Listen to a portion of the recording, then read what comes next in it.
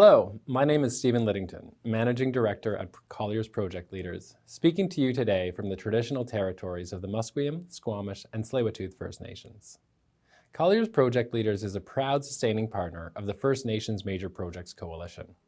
At Collier's Project Leaders, we understand the importance of illuminating Indigenous perspectives and the importance of Indigenous ownership and participation in the development of major infrastructure projects.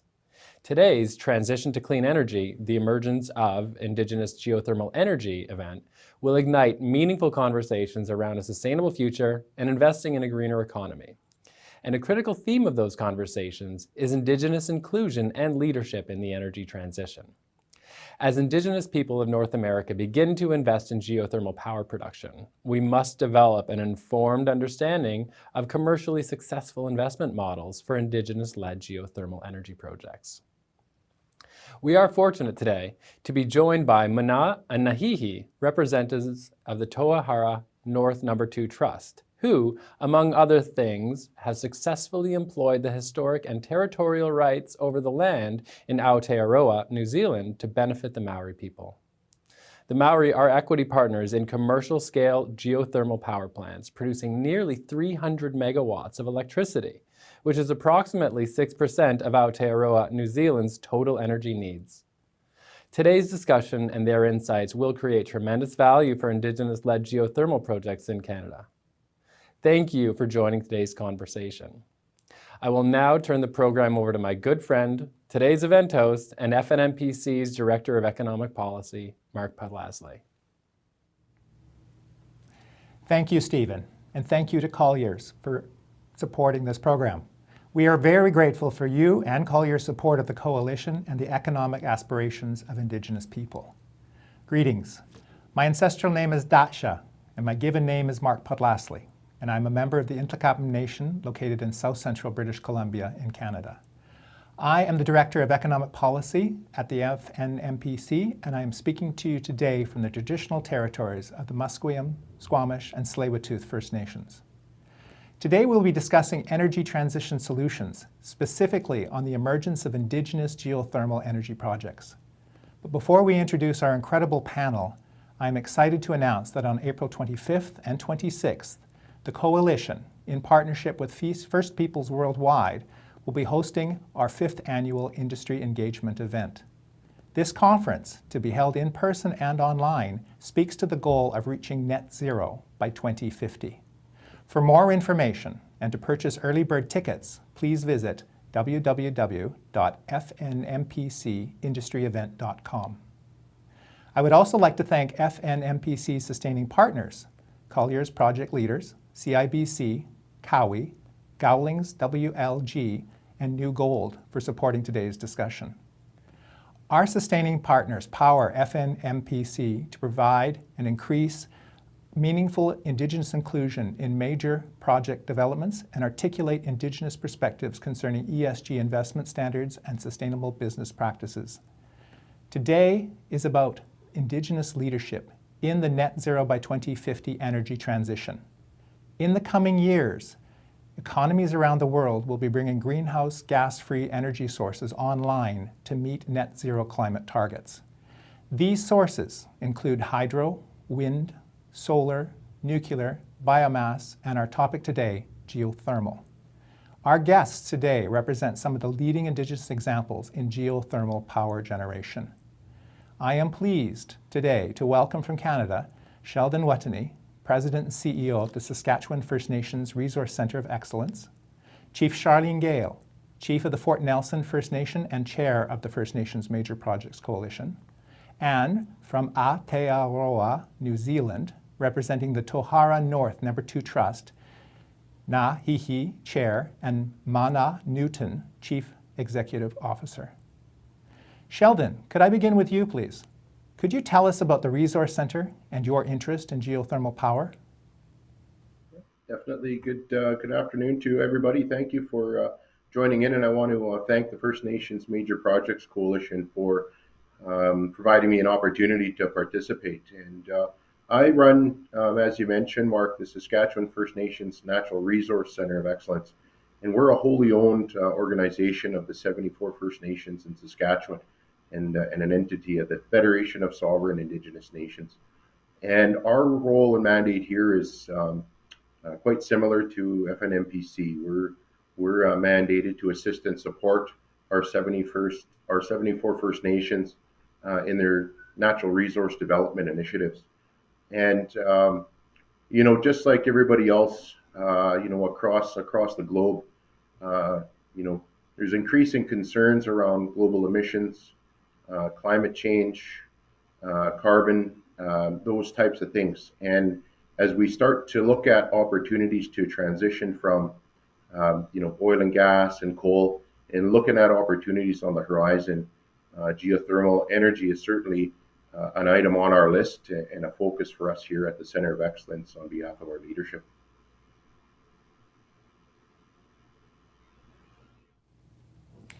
Thank you. And we do know at the Coalition of your 74 members and the interest they have in geothermal power, which is the production of energy from the heat of the earth. I'd like to turn to Sharleen Gale, Chief Sharleen Gale. Your nation are the owners of a 15 megawatt geothermal project in northeastern British Columbia.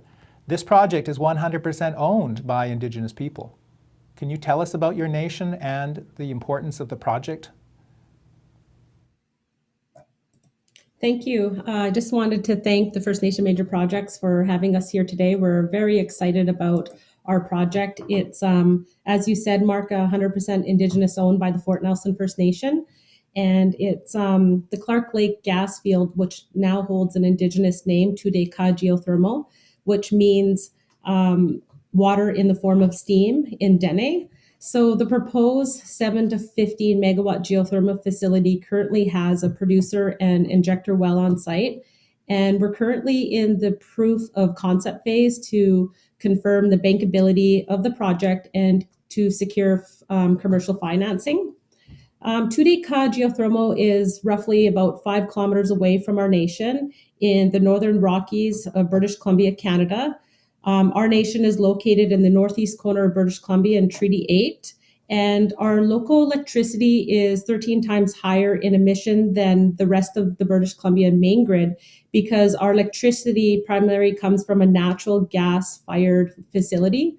In addition, our temperatures in Fort Nelson are average to about 0 Celsius, so reliable energy and heating systems are critical for our region.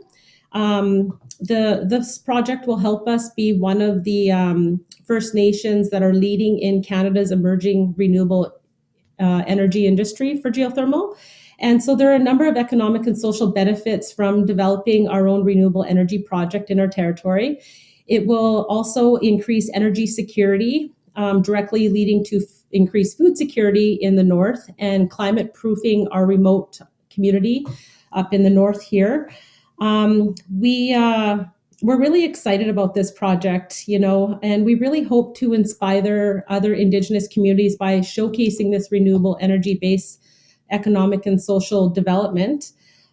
This can be achieved by displacing fossil fuels and generating electricity and focusing on the economic and social opportunities created by the abundance of clean energy and thermal energy in a cold northern remote community. We just came out of a cold spell of minus 50 with wind chills. So that was, something that we're used to having each winter. But as an Indigenous community, in a way, this shifts us towards security and self-reliance. And that's something that our ancestors experienced on this land. And it's also going to help us build capacity within our nation and provide well-paying local jobs that are stable and secure.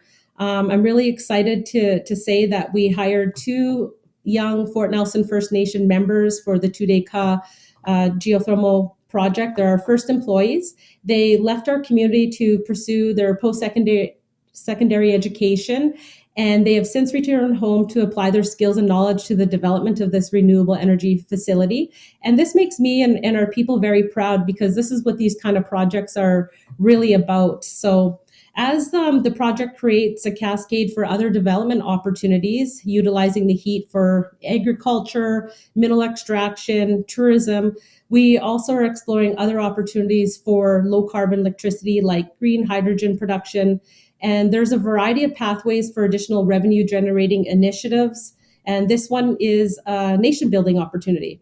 So we have a lot to look forward to. We have a lot to learn. And so I'm very, very excited to see some of the other guests on the speaking series today.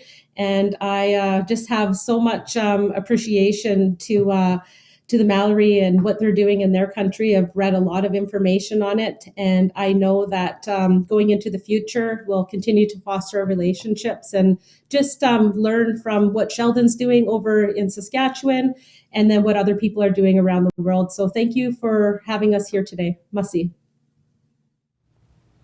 Thank you, Chief Sharleen. Now, I'd like to call on Nahihi. Ahead of his comments, Nahihi and the Tauhara North No. 2 Trust have gifted us with a welcome video. We'll see the video first. He hona re he karoria ki te atua, he maunga rongo ki te mato te whenua, he whakaro pai ki ngā tāngata katoa, ti he Māori ora. E ngā mana, e ngā reo, rauranga tirama, ngā tāngata o ngā mātā waka, tēnā koutou katoa. Ka mihi ngā maunga o Aotearoa ki o maunga. Ka mihi ngā aua o Aotearoa ki o aua. Ka mihi ngā iwi o Aotearoa ki o iwi. Nau mai, haere mai ki Aotearoa. Ko ngā hihi o te rā hau, ko au te kānohi o Aotearoa e mihi ana ki o koutou katoa. Nō reira, ngā mihi hoki ki a rātou te honga mate. Te honga mate o koutou o mātou. Haere, haere, haere atu rā. Ko rātou te honga mate ki a rātou, ko tātou te honga ki a tātou. Tēnā koutou, tēnā koutou, tēnā koutou katoa. My name is Ngā Hihi o Te Rā, which means the rays of the sun, unlike today. I am also known as the face of New Zealand, and it is my pleasure and privilege to welcome you to Aotearoa, New Zealand. As is traditional in my Māori culture, I acknowledge our Creator, the beginning and end of all things, and may there be goodwill and peace amongst all mankind. The mountains of Aotearoa, New Zealand welcome your mountains.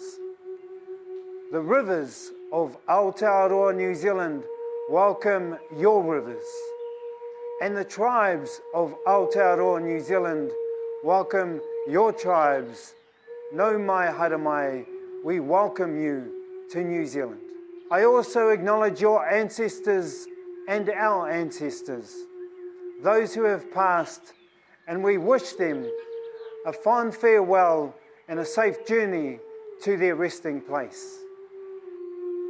As is traditional in my Māori culture, I welcome you once, tēnā koutou.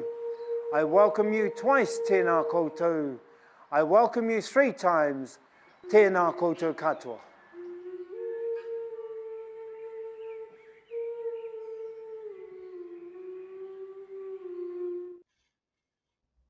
A tēnā koutou katoa, ngā mihi nui ake nei kia koutou. Thank you, Dacha. It is a real privilege to be here with you all alongside our Indigenous First Nation brothers and sisters.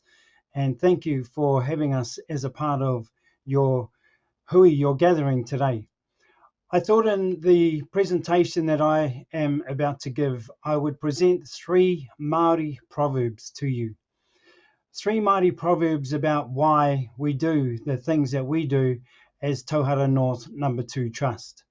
Tauhara North No. 2 Trust is what is known in New Zealand as an Ahu Whenua Trust.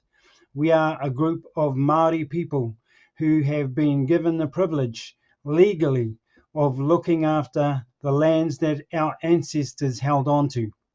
And a part of the lands that our ancestors held on to has geothermal resources. And so as a people, we've been privileged to develop those resources. So the first proverb I would like to share with you is whatu ngaro te tangata, tū tonu te whenua. And that translates as, the land will be here forever, but mankind will come and go. And it helps us as owners, it helps us as kaitiaki, as guardians of this land, to remember that we are here for just a short time. And so in the short time that we are here, a major part of our responsibility is to look after the land. In our Māori culture, we call the land, we call earth Papatuanuku, Mother Earth.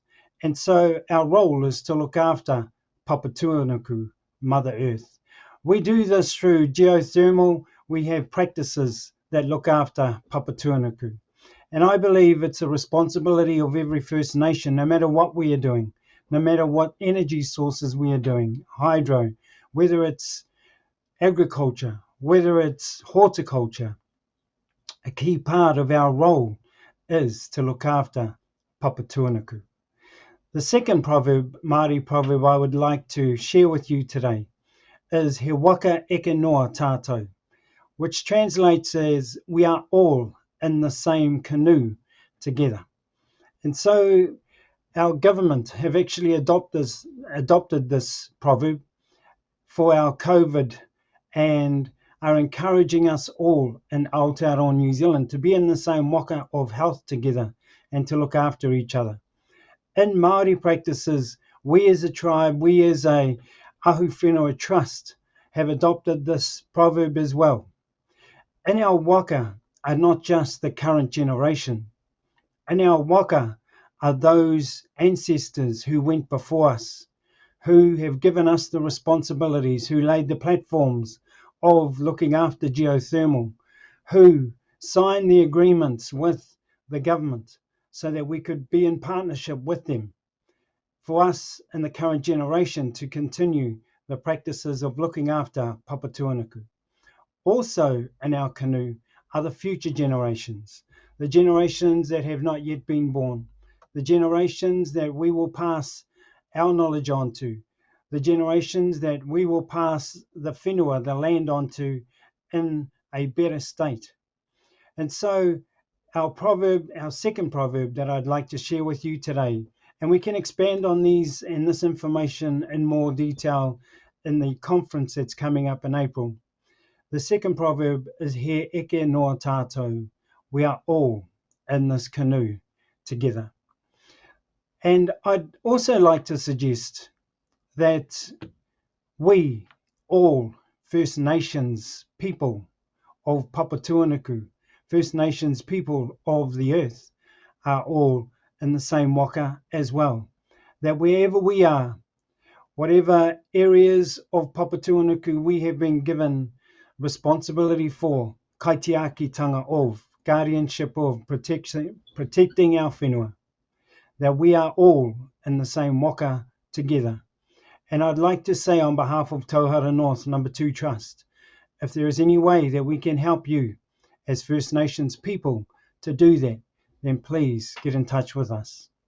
The third proverb I would like to share with you today, the third Māori proverb I would like to share with you today, is a proverb that was passed on to us from our ancestors for Tauhara North No. 2 Trust.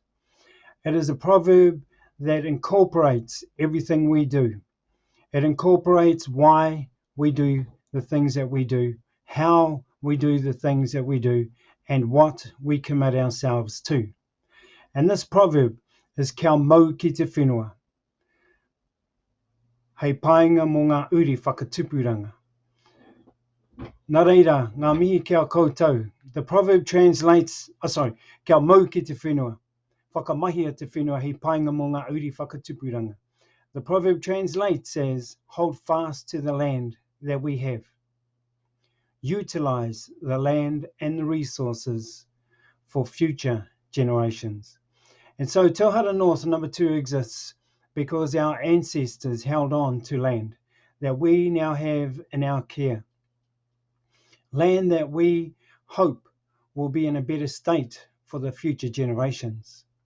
We are charged not just with that responsibility, but to utilize that land, to utilize the land of Aotearoa as well. We have interests in other parts of Aotearoa. We have purchased land and farming. We have purchased land in horticulture. We are in the area of tourism, which is hosted on land. And so for us, we are utilizing the land that is available to us in this generation as well. Why? For the future generations. Mana will talk more about our purpose and the things that we do with the resources that we are privileged to receive and that we help our people. But I wanted to make an emphasis in my part of this presentation that we are all here for a short time. But Papa Tuanaku, Mother Earth, is here forever. And that is a part of our responsibility. We as Tauhara North No. 2 Trust are very privileged and pleased to be a part of your conference. We thank the organisers, we thank the people who are supporting the sponsors, and we too look forward to net zero by 2050. Ngā mihi kia koutou katoa, we thank you again for being a part of this presentation. Tēnā koutou, we thank you once. Tēnā koutou, we thank you twice. Tēnā koutou katoa. Ngā mihi, thank you. Nahihi, thank you. You honor us with your words and you honor us with your wisdom. I can tell you as a trustee on the Trust for my First Nation, the three proverbs you've given to us are very much reflected in North American Indigenous values. And we thank you for that. And we very much look forward to seeing you at the conference and sharing more from the cultural aspects of how we are managing our territories, our cultures, and ensuring that we pass on benefits and values to the future generation. In my language, Kukschiam, thank you. I'd like to pass this now to Manoa, who would like to tell us about the cultural and economic aspects of your Trust geothermal operations. Mana, could you please talk about that for us? Kia ora koutou, ko Mana Newton tuku ingoa, tēnei te mihi atu ki a koutou katoa ngā rangatira mā. My name is Mana Newton. It's an honour and a privilege to be able to speak to you guys today and really appreciate the mahi that, or the work that you've done, Dacha, to get us ready for this. And I wanted to acknowledge the First Nations Major Projects Coalition as well for the mahi or the work that you have done. As Dacha has mentioned, I'm the Group CEO of Tauhara North No. 2 Trust, who look after around about 1,000 Indigenous Māori who are all of our families. And then beyond that, we also look after about another 9,000 whānau members or family members who are all part of our wider landowners of Tauhara North No. 2 Trust. A little bit about our history, as Ngahi has mentioned. Our lands, like many First Nations and many Indigenous people, were taken from us, and many of our lands were taken for Public Works Acts or for things that were out of our control. But as Ngahi has mentioned, our ancestors held on to a small piece of that land. The land was investigated by the Crown, and it was determined that at that time, in about 1960, that they didn't have any geothermal capability. We were actually really lucky or blessed that they didn't find geothermal capability, because they found geothermal capability in lands around us, other lands that our ancestors owned, and they took those lands so that they could develop geothermal power. And so those lands, unfortunately, were lost to our people. With our land at Tauhara North No. 2 Trust, they were unable to find geothermal capability, so they returned it to us for us to manage. And so what we did is we took the management of that land and we developed a relationship with a group at the time which was called Mighty River Power, who are also a large power developer. From the land and the resource that we had, we took that land and we put it into a partnership. And I wanted to talk to you a little bit about some of the lessons that we've learned and some of the work that we've done in that space. Just really briefly, there's three kind of key elements that I wanted to talk to you about today. And the first is understanding the right partners and the right structure. One of the things that we did is we separated out the land from the reservoir and from the power station. Originally, when we started our power development, we didn't have enough access to capital to be able to participate in the ownership of the power station. But what we did is we separated out the land, the wells, the pipes, and the reservoir. And we made sure that we had ownership of those areas. And that allowed us to do a trial power station, which was 30 megawatts. It was a smaller power station. But by owning the reservoir and by owning the land and the wells, it allowed us to capitalize into further development. A second power station was built. It was 135 megawatts. And just to give you some kind of size and scale, about 1 megawatt creates enough power for about 1,000 homes. So the second power station that we built was 135 megawatts. We ensured that through the ownership of the reservoir that we capitalized ourselves into the second power station. So we are now owners of the second power station to 35% of the ownership.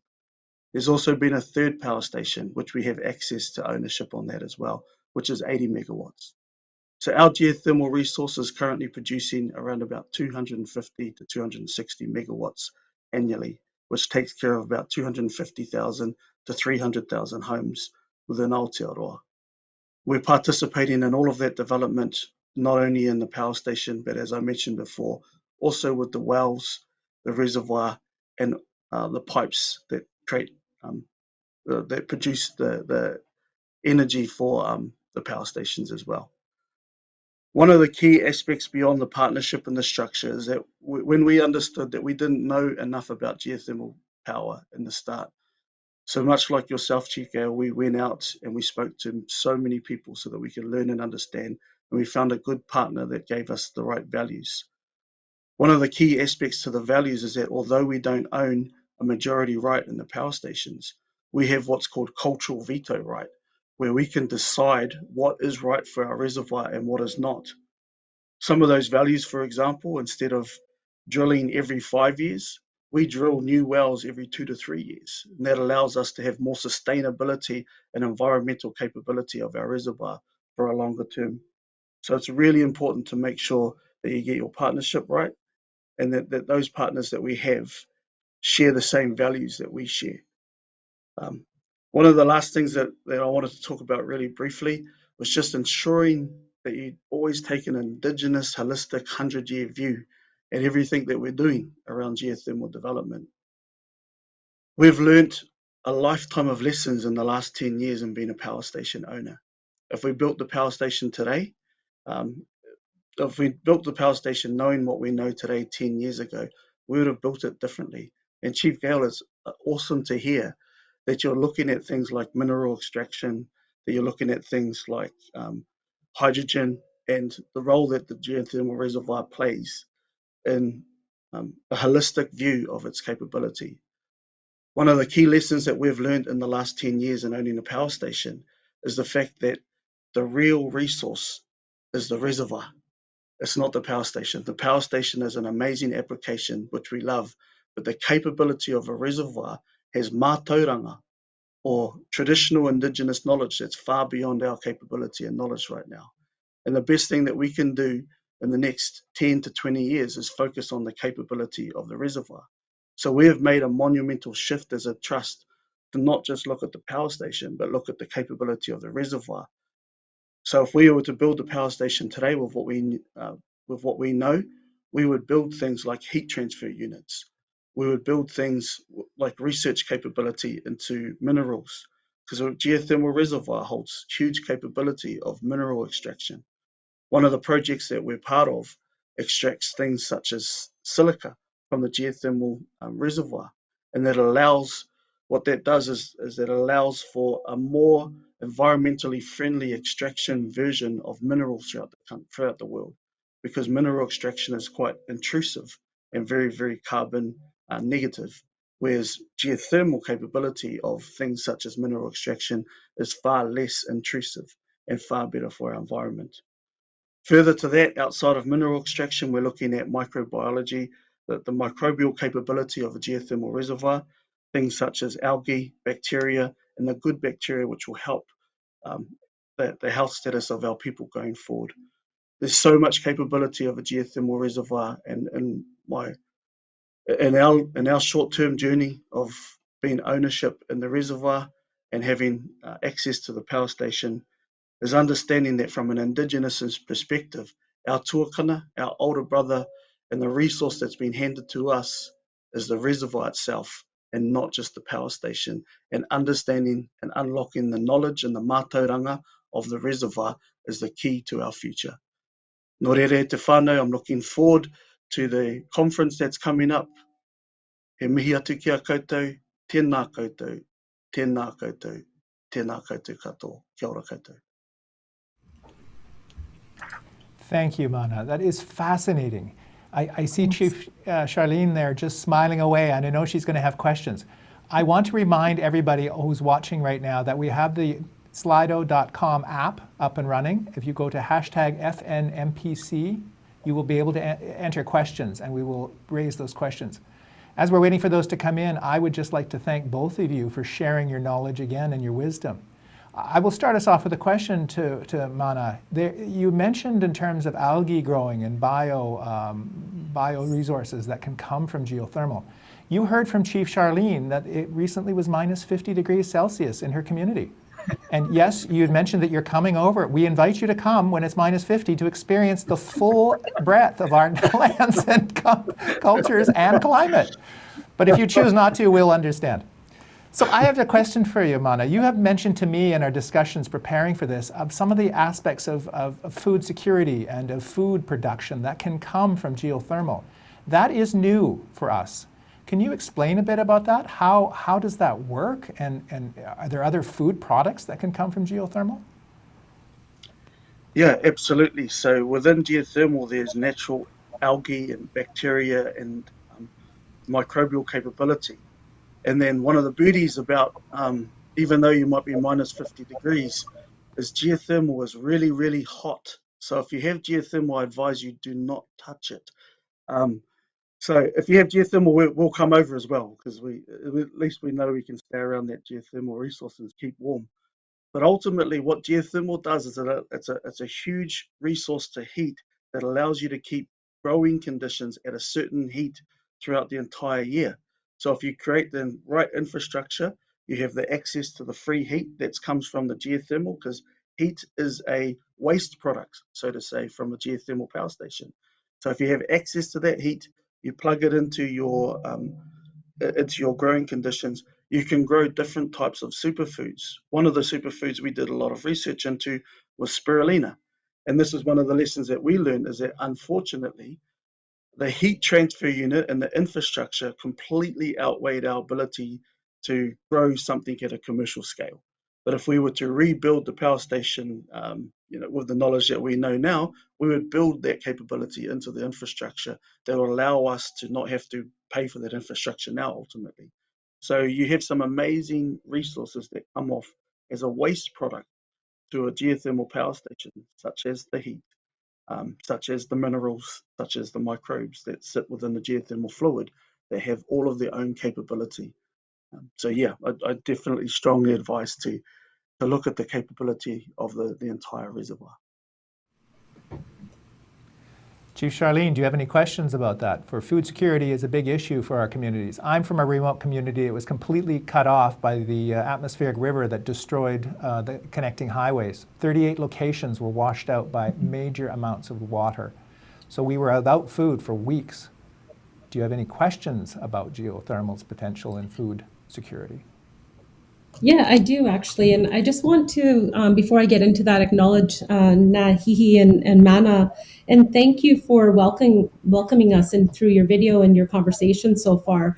I think it's really important that we do thank the Creator and thank the lands for the abundance that it has to offer to us. I personally really believe that these projects have spirits, and we must incorporate our language and our values and our teaching into the life of them. In our territory, our elders always constantly remind us that our future is directly tied to the land. And so sustaining future generations really depends on our ability to manage our lands and resources today. So that was very touching for me to see that you guys really instill those principles and that we have a lot of things in common. Really looking forward to just being a part of this conversation and working with you into the future. You guys have been doing this for decades, so I know that we have a lot of stuff to learn from you. But just with food security, one of the things that we're looking at, and we know that we can get involved in prior to actually constructing the facility, is utilizing the heat rights to build greenhouses. And so I'm just wondering what your experience is with producing mass amounts of food for the region and people living around you. And Mana, do you mind if I just quickly talk about tuaropaki?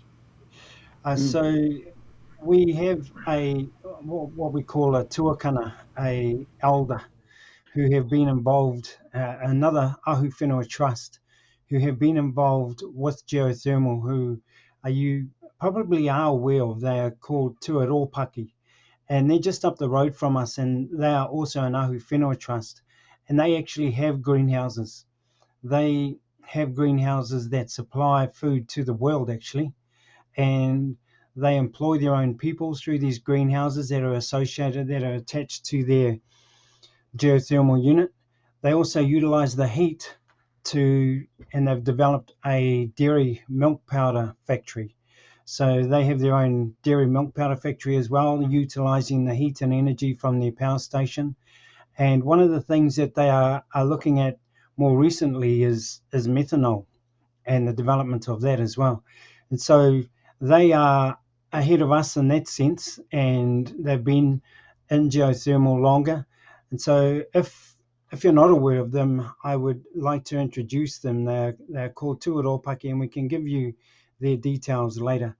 But the utilization of all of the energy, I think, from Papatūānuku, from Mother Earth, is important, so that, as Mana said, we're not wasting her energy, we're not wasting what she gives us. And so those are areas that we are definitely looking into as well. So I'll go back to you, Mana, to answer the rest. Kia ora.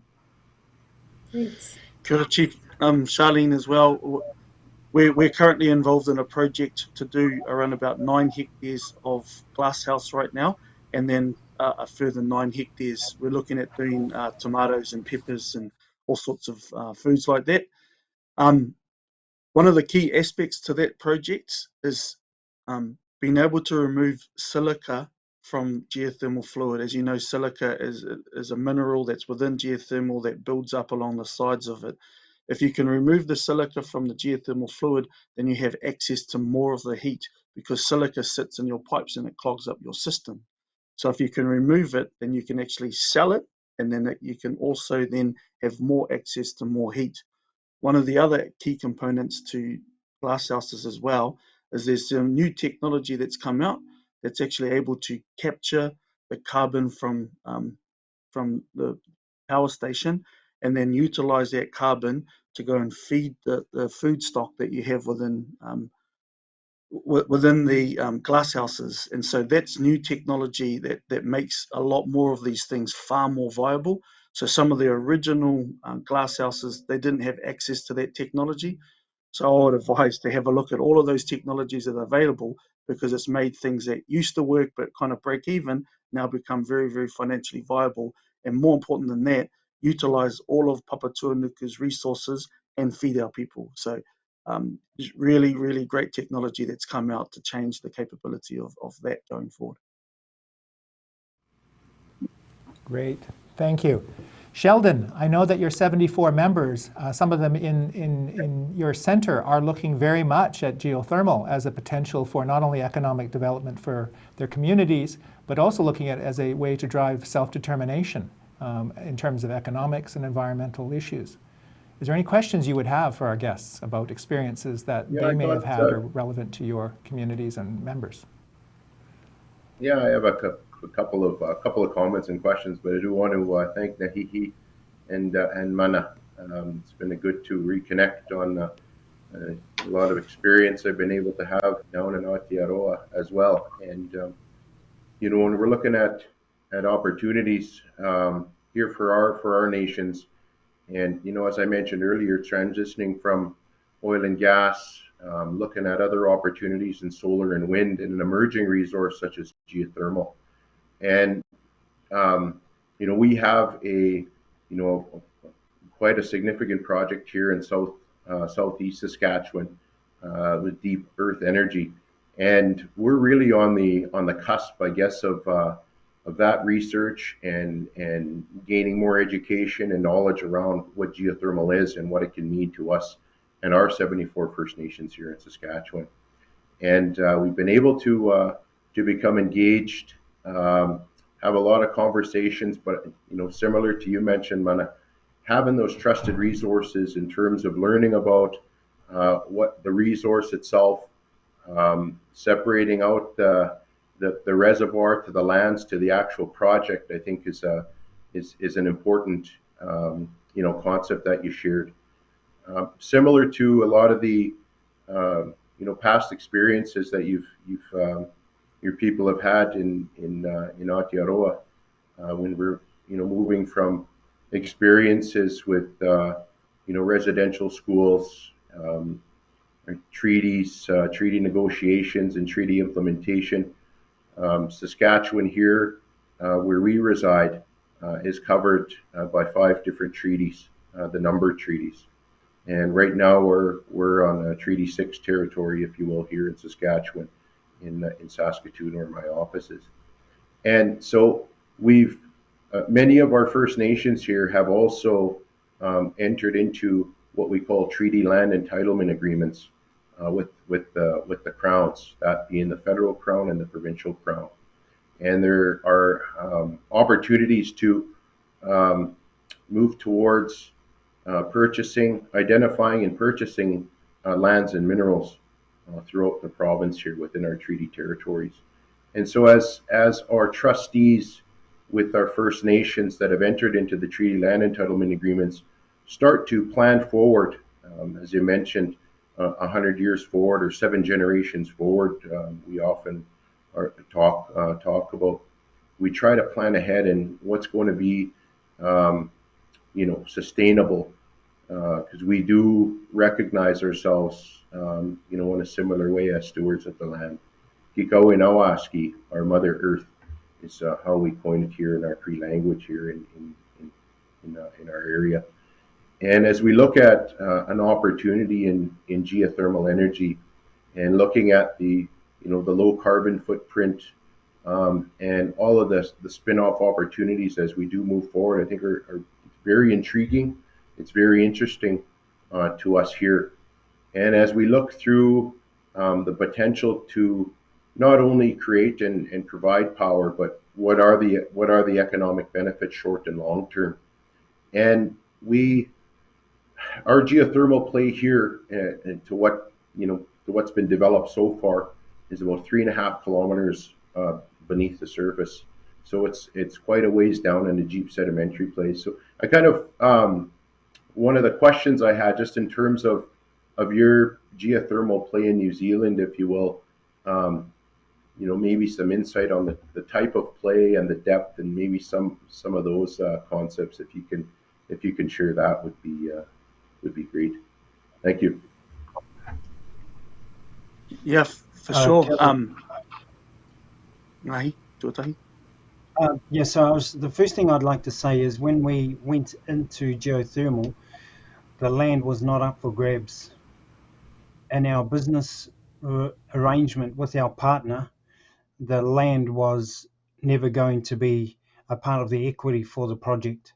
So the business plan with our partner had to be good enough, remembering our proverb of kia mau ki te whenua, whakamahia te whenua, hei painga munga uri whakatupuranga. The first one is hold on to the land. And so when we went into partnership with Mighty River Power, the land was never a part of the deal. And so they had to present a business case to us that did not include the land being a part of the equity for the business. And they took that case, we took that case to the banks, and our geothermal power station was developed primarily on a loan. And I remember clearly the first day that I became a director on our trust, there were papers all around this board table with lawyers everywhere, and we were signing off a $112 million loan from a bank for the, at that time, 25% share of the power station. And none of that involved the land being taken, or in other words, we're guarding the land. And so a couple of things I'd recommend is one, the business case should be strong enough that you do not have to put your land up as part of the equity. And the second one is to look at the riparian rights, because the riparian rights are important to the resource under the ground, are important to the functioning and the sustainability of the geothermal power station. And so, yeah, those are the two things that I'd recommend. Thanks, Mana. Back to you, Mana. Kia ora, Thank you. Sheldon. Some of the details of our drilling. So when they originally done study, they went down about 500 meters. This was back in around the 1960s, 1970s, and they found no heat, so it wasn't hot enough. We got our lands back, and they started doing exploration on the reservoir. We did ourselves around 1990. We started going down beyond 2,000 meters, so 2 kilometers deep, and we found really, really good heat sources. And so now we go anywhere between 2.5 to 2,700 meters. What we were really blessed to find is that when the first two wells that we hit, or two of the first wells that we hit, one was 50 megawatts on its own, and the second one was 35. The 50 megawatts is almost like a super well unto itself. So there's a lot of study now coming out of Iceland and also New Zealand on what super wells look like and how far you have to go down and how close you have to get to um, the magma layers and to the lava layers below. And so when you look at that detail, each reservoir's got its own characteristics and makeup. And so ours is at about 2,500 meters. We're hitting these really sweet spots of solid 15 megawatt, 25 megawatt wells unto themselves. So if you have a well producing 50 megawatts and another one producing 35 megawatts, it's not hard to see, just how amazing the capability of a power station can be. And so we're really, really blessed that we hit those two wells off the bat. And we're really blessed that nobody found those wells back in the 1960s or those hotspots. Otherwise, we probably wouldn't have been able to do the project ourselves. Just talking about some of the uses and things like that going forward, and I think you hit on it already, Sheldon, it really comes down to the why. When we did this journey with our whānau, our families, it was really important that they could understand the why, because a lot of people will not understand the technical capability of a geothermal power station, but they understand social and cultural benefits coming back to people. So we have a really basic philosophy where out of every dollar we make, 1/3 of our money goes towards debt reduction, 1/3 of our money goes to future investments, and 1/3 of our money goes out to the current distribution for the current generation. Our distributions are across education, employment, health, and housing. We've made specific targets and focus to say that's where we can help whānau, that's where we can help people. And so that's sort of the construct of what we do. So all of our other industries, tourism, land and food, anything else that we invest in is all fed from access to the geothermal reservoir, and all has a holistic view of 100 years of how we can support our whānau. Thank you. So we've had some questions come in from Slido from our viewers, and I'd like to point out the first one here is that, Mana, I'm going to talk to this one. You had mentioned that you had Mighty River Power as a commercial partner in the early days of these projects, and you've also mentioned the importance of the cultural dynamics, the cultural values that need to be reflected in the commercial operations. So the question there is, how did you assess outside non-Indigenous partners for cultural readiness and capability? I'm happy to jump in there. Ultimately, it's a lot of cup of teas, sitting down and eyeballing a lot of people over and over and over again, face to face. We have the saying in New Zealand called kanohi ki te kanohi, and it's by true values that is sitting down kanohi ki te kanohi. And I think one of the key elements that Ngahi touched on is really understanding what are our no-goes culturally and values-wise. And one of our no-goes is the land and the reservoir were not up for grabs. One of our no-goes were we have to have veto right, even though commercially we don't own 50% of the business. We have to have veto right, which will completely impact the business based on the decisions that we made. So Yeah, I mean, it's a grind that you have to spend a lot of time and, like I said, a lot of cups of teas. We call it 1,000 cups of teas in New Zealand. To sit down face to face, meeting with people and grind out to make sure that they have their values. And the reason why that was so important is that these agreements we enter in for geothermal are 80 years. And you need to make sure that at the start of an 80-year marriage, you at least like each other and you're on the same page. So, yeah, really good question. Brilliant, thank you. There are so many comparable examples that I'm thinking of in terms of our First Nations across Canada who are in the same situation, wishing a partner who understands the cultural values and 80-year relationships or 500-year relationships. Another question here is that, can you say any lessons about raising capital? What has it been like now looking forward? You did mention that it's difficult now to retrofit a plant to put some of the technologies in, like heat exchangers, now that you would like. But other things you mentioned, hydrogen, well, there's capital expenses for that. There's capital expenses in probably the food production of the bioalgae as well. To either you, Nahihi or Mana, what about raising capital for net zero? Have you found there's interest from markets right now in net zero? Are you being approached by capital partners or technology or business partners to go into net zero futures? Yeah, Mark, Yeah,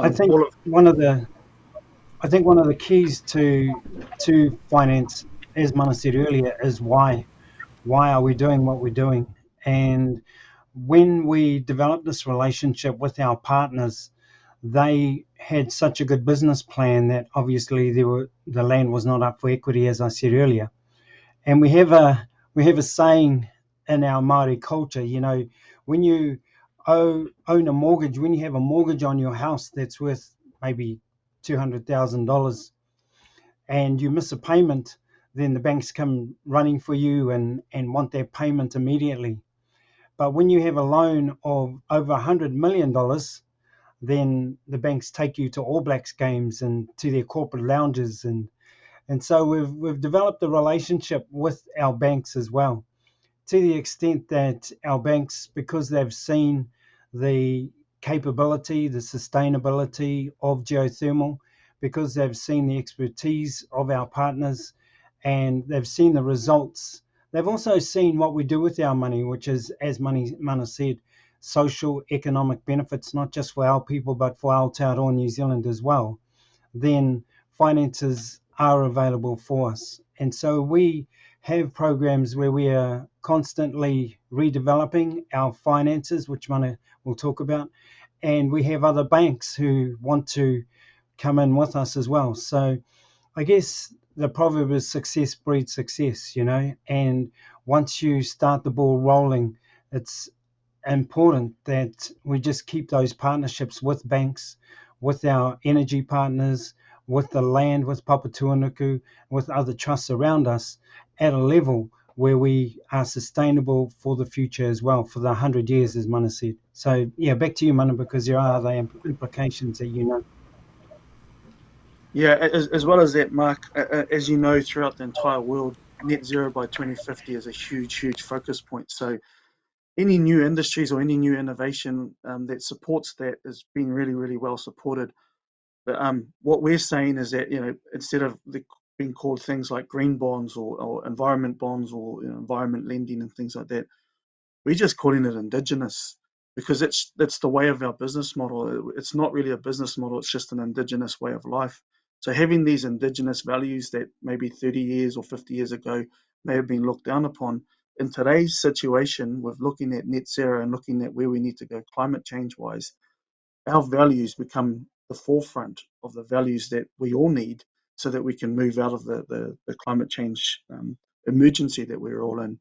So when it comes to being for access, availability to access, we have a safe infrastructure-based asset that sells to the New Zealand government and the New Zealand public energy, which is extremely bankable, extremely supported by debt and finance, with plans to move forward to focus on decarbonisation of other industries. So it ticks a lot of really good boxes, and then you wrap that all into a social enterprise focusing on the cultural and social outcomes of many, many vulnerable people. It's a really, really good position to be in when it comes to raising capital going forward.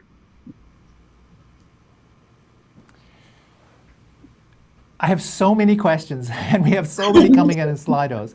And fortunately, we have another conference coming up on April 25th and 26th to discuss this more. The experiences you have been sharing with us mirror ours almost exactly in terms of the bankability of offtake agreements, the 80-year to 500-year approach, and looking at what we're looking at in terms of developing not only capital, but commercial and cultural depth. A lot of the issue we're focused on right now is language retention and expansion, and we only can do that if we have the revenue streams to provide for our own self-determination.